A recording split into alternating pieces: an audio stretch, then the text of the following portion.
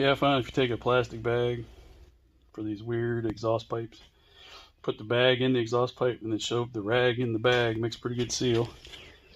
The reason I wanted to seal off the exhaust pipe is what I'm about to show you.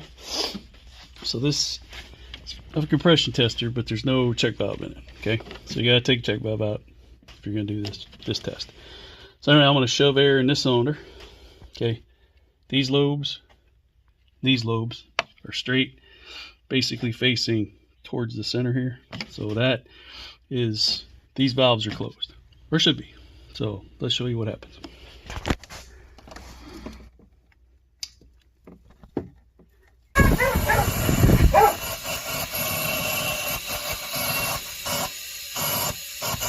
So anyone want to tell me what's wrong with that?